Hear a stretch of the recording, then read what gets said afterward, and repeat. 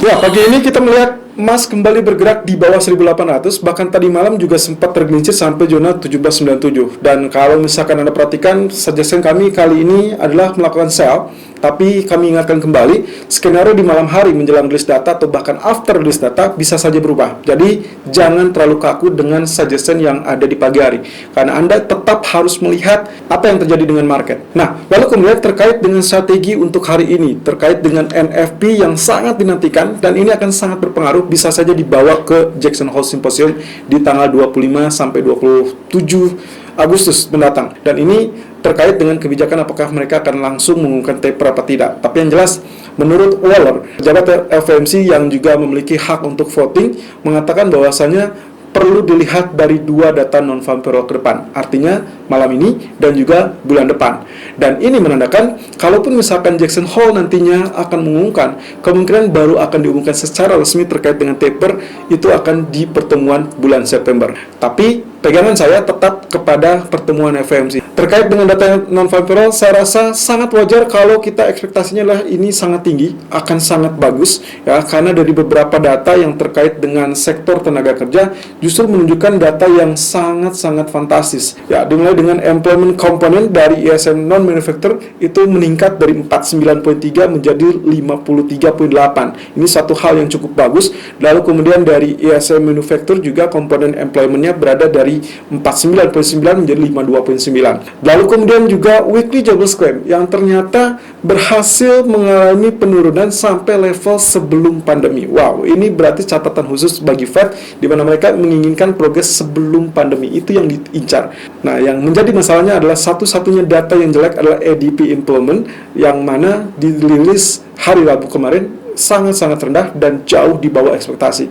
Oleh karena itu, NFP malam ini akan sangat menggoda. Apakah dia akan mengalami peningkatan yang jauh di atas ekspektasi, ya, atau hanya sekedar mendekati ekspektasi? Artinya, kalau ekspektasinya 870K, maka kemungkinan kalau rilis di angka 860 atau 885 saja, itu tidak akan menendang atau tidak akan membuat dolar kembali bangkit terlalu jauh. Bahkan emas bisa saja rebound dan melanjutkan rally dari apa yang sempat tertahan kemarin. Tapi kalau ternyata berhasil dirilis di atas atau jauh di atas ekspektasi, katakanlah di angka 900.000 atau bahkan 1 juta, yang kami butuhkan adalah di atas 1 juta. Kalau itu yang tercapai, maka kemungkinan emas akan drop sampai level support kedua atau bahkan jauh lebih dalam. Artinya di sini kita akan melihat 1767 sampai 1772 atau bahkan 1755 bisa saja tersentuh. Nah, tapi kalau ternyata extremely di bawah atau jauh di bawah areal ekspektasi, katakanlah di angka 700.000 atau mungkin minim di angka 800.000, maka kita akan melihat emas sangat layak mengalami kenaikan sampai teritori resisten kedua, mungkin di atas 1818 atau bahkan 1820. Perhatikan sentimen market yang terbentuk sebelum dan juga pasca rilis data. Artinya di sini, kalau Anda melihat dari 2 hari pergerakan sebelum rilis data sampai nanti detik-detik menjelang rilis data, kalau ternyata pergerakannya sudah terlampau turun, terlampau banyak, katakanlah over 25 poin, katakanlah mungkin 30 poin, maka hati-hati, bisa saja vice versa tetap berlaku walaupun datanya cukup bagus. Kita lihat technical view untuk kali ini, 6 Agustus 2021. Irfan untuk Agrodana. Technical Outlook 6 Agustus 2021 jam 11:40 waktu Indonesia bagian Barat, dan ini adalah masa-masa di mana semua market, semua pelaku pasar menunggu-nunggu apakah NFP akan sangat-sangat bagus, perfectly bagus atau tidak. Karena nantinya kita akan melihat potensi pergerakan dari dolar maupun juga termasuk treasury yield. Ini adalah grafik H4 di mana kemarin kita sempat memperkirakan akan terjadi penurunan akibat adanya bearish rectangle. Ternyata break our resistance, jadi bearish rectangle-nya sepertinya tidak terjadi. Tapi kalau misalkan kita lihat seperti ini ya, ada 2 kemungkinannya potensinya. Kalau misalkan kita asumsikan ini sudah break, lalu kemudian berarti ini sudah pullback juga, lalu kemudian ini mengalami kenaikan, berarti sudah lanjut sampai 92.40. Nah, lalu kemudian kalau kita perhatikan lagi, area resisten yang memungkinkan itu akan berada di kisaran ini, Ya, ini adalah area resisten berikutnya yang bisa saja akan menjadi penghadang atau bahkan bisa saja langsung tembus. Jadi kita tetap menantikan apakah dia langsung ke resisten kedua, itu berarti 92.70, atau bahkan resisten ketiga, itu ada di angka 93 atau bahkan 93.15 ya. Jadi saya asumsikan saja ini satu area ya sebagai area resisten ketiga. Jadi puncaknya nanti kita akan tentukan terlebih dulu apakah dia akan mengalami kenaikan sampai resisten ketiga apa tidak. Karena ini berkaitan dengan skenario NFP yang sudah kita unggah tadi pagi. Nah, kemudian kalau untuk supportnya sendiri, kita kemungkinan melihat 92.08, of course itu support pertama, support keduanya akan berada di area 91 atau mungkin di area 91.83, sementara untuk support ketiga itu akan berada di 91.51. Ya, jadi ini masih berada di zona tengah dan kita asumsikan semua hal bisa menjadi pertimbangan, termasuk juga salah satunya pembalikan arah menjadi tekanan kembali. Kita lihat dari sisi grafik daily-nya sendiri, kalau lihat dari posisi candlestick, ini sangat meyakinkan bahwa hari ini harusnya akan terjadi penurunan. Kenapa? Karena pasca bullish candle, lalu kemudian ditemani dengan ini adalah hammer, atau kita sebutnya hanging man, ya, karena ditemukan pasca bullish, berarti inilah hanging man. Bentuknya memang sama dengan hammer, tapi karena dia ditemukannya di pasca bullish, maka dia disebutnya hanging man. Dan itu menandakan harusnya akan terjadi reversal bearish kembali. Jadi, kalau misalnya kita asumsikan pola atau pergerakannya, langkah-langkah dari pola rising wedge lalu kemudian terkonfirmasi tembus, kemudian dia turun cukup optimal, lalu kemudian dia rebound. Ini adalah reboundnya kita asumsikan saja sebagai pullback. Nah, kalau dilihat dari areal garis biru, saya ingatkan lagi bahwa ini adalah areal yang membentang dari teritori kurang lebih 25 September 2020. Ya, jadi ini tetap akan saya gunakan. Jadi in case ternyata dia up, berarti saya akan melihat 92541 itu akan ditembus apa tidak, termasuk kalau kita pertimbangan dari grafik H4-nya tadi. Nah, terakhir kalau misalkan kita lihat dari grafik weekly-nya, ya karena ini adalah akhir pekan. Nah, ingat bahwasanya minggu lalu itu ditutup dengan long bearish candle. Jadi kalau kita asumsikan 3 candle terakhir ya, minggu atau 2 minggu sebelumnya ya, ini berarti kita asumsikannya sebagai evening start, yang artinya harusnya minggu ini adalah mengalami penurunan. Ataupun kalau misalkan kita hanya melihat 2 candle saja, ini bearish engulfing, berarti pula minggu ini harusnya penurunan. Tapi kalau ternyata dia ditutup dengan bullish candle, katakanlah half body dari minggu yang lalu, maka kita asumsikan itu akan terjadi bullish harami dan akan membuyarkan atau menggagalkan potensi bearish engulfing ataupun evening star yang tercipta.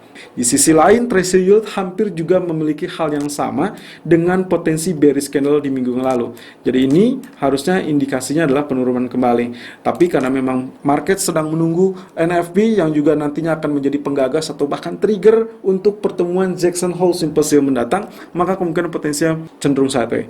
Nah, kondisi dari MACD-nya hampir mirip dengan kondisi MACD di DXY ya. Jadi ini juga sama, kita masih tetap bicara ini adalah moderate bearish. Jadi kemungkinan kalau misalnya sampai dia berhasil cross, barulah kita sebutnya strong bearish. Nah, terakhir kalau kita lihat dari daily chart, agendanya seharusnya mengalami kenaikan. Nah, ini justru kebalikannya ya, mengalami kenaikan karena potensi bullish candle kemarin. Tapi ingat yang kemarin saya sempat sampaikan, kalau kita curiga ini sebagai double bottom, of course ini akan mengalami kenaikan dan neckline-nya akan berada di 1.2973. Tapi kalau misalkan kita asumsikan inilah inverse round bottom ataupun inverse cup and handle, maka yang Anda lihat ini adalah kenaikan sebagai bagian handle dan nantinya dia rejection di area ini. Jadi kita asumsikan akan terjadi penutupan dengan candle bearish sehingga minggu depannya bisa lanjutkan penurunan. Technical view gold 6 Agustus 2021 jam 11.48 waktu Indonesia bagian barat, high 1804.60 dan low 1798.80, running price 1799.70. Walaupun tadi pagi kami memberikan suggestion untuk melakukan sell di kisaran 1802 ataupun 1804, ternyata memang dia sempat spike kembali, hanya muncul sesaat di 1802. Semoga Anda sudah melakukan sell terlebih dulu, dan itu berarti Anda sudah mengantongi keuntungan ya setidaknya sampai 1798 ya, walaupun target kita sebenarnya yang diinginkan adalah 1797. Tapi kita akan lihat terlebih dulu apakah skenario yang sempat kita sampaikan di hari Senin malam itu gagal apa tidak? Ya, kalau misalkan dilihat dari candlestick, ya otomatis kita anggap itu tidak akan berjalan lancar, ya karena potensinya sudah gagal terhadap Morningstar. Tapi satu hal yang cukup menggembirakan adalah kalau Anda lihat penurunan kemarin, walaupun dia terprosok sampai 1797,60, Anda perhatikan areal biru yang memang selama ini kita gunakan sebagai patokan areal support. Dan itu terjadi kembali, kemarin tertahan di zona 1797, persis di 50% Fibonacci retracement-nya, tapi juga sedikit di atas dari areal biru tersebut. Ini adalah zona 1793 sampai 1796. Kalaupun di grafik H4 agak sedikit berbeda, itu 90 sampai 94 itu adalah final support yang harus diwaspadai in case ternyata dia terjadi penurunan. Nah, oke, target langsung saja.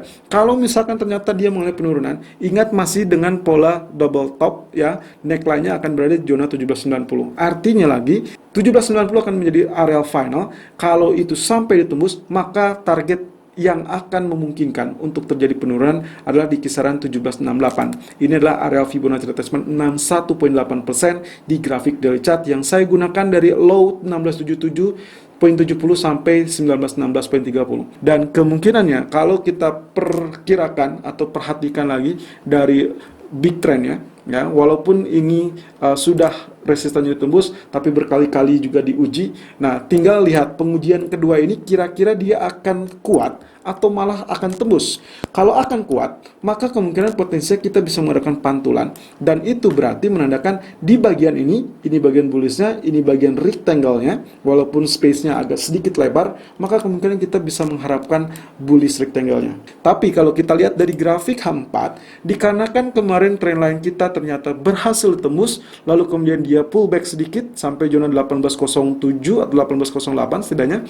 Nah, kemudian dia kembali longsor atau kembali turun, berarti kita confirm bahwa ini sudah mengalami breakout support. Artinya lagi, kali ini atau pagi ini sangat wajar kalau kita memperkirakan dia akan terjadi penurunan terlebih dulu. Walaupun dengan catatan 1792 atau bahkan kita rangkum saja 90 hingga 94 itu akan menjadi potensi demand kembali. Ekspektasinya berarti di areal ini, karena memang ini areal masih cukup kuat, kita masih melihat skenario pergerakan hampir mirip dengan apa yang terjadi sepanjang bulan Juli. Ya, walaupun pernah spike 1832, kembali ke bawah, tapi juga terhadap 1790 itu akan menjadi bentukan, maka kemungkinannya kalaupun pagi ini Anda sudah melakukan sell di teritori 1802, 1804 dengan TP pertama 1797 dan TP kedua 1792, harap berhati-hati kalau sampai menjelang rilis data sudah turun sampai zona 1790. Ya, kenapa? Karena kemungkinan bisa saja nanti market sudah mengantisipasi data yang sangat bagus dan akhirnya vice versa yang terjadi. Jadi di sini bisa saja terjadi pantulan. Dalam grafik yang saya share tadi pagi itu memberikan tanda panah 2 di sini, baik itu bullish ataupun bearish. Artinya, di zona ini Anda harus berhati-hati karena kemungkinan akan ada 2 potensi. Kalau ini ternyata rentan atau rapuh, maka ini akan terjadi penurunan dan itu memungkinkan untuk mengejar target 1768, 1772 atau bahkan 1753, 1755. Tapi kalau ternyata ini betul-betul efektif, maka saya sarankan disinilah kita akan mencari area buy dengan teritori mungkin saja target kembali di atas 1806. Jadi kalau misalkan Anda ingin memastikannya, make sure sampai nanti malam, sampai menjelang rilis data, apakah dia sudah turun terlebih dulu apa tidak. Di grafik H1-nya ternyata juga hampir sama. Jadi semuanya sell 1802, 1804 masih berlaku sampai teritori 1797 ataupun 1792. Tapi kalau misalkan turun sudah sampai 92, lalu kemudian ancar-ancar di 89 ataupun 90, maka harap berhati-hati, bisa saja terjadi rebound. Selalu gunakan stop loss dan risk management sesuai dengan equity dan strategi trading Anda. Irfan untuk Agrodana.